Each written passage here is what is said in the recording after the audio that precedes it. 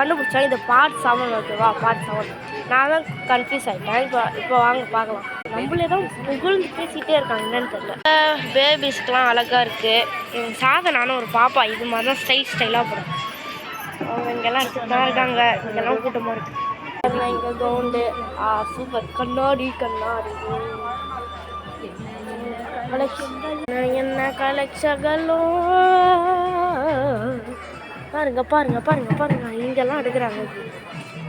பார்த்துருங்க பாருங்க.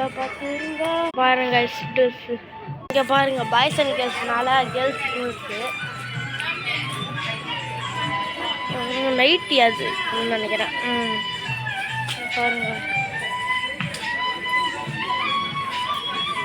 Pant shirt tie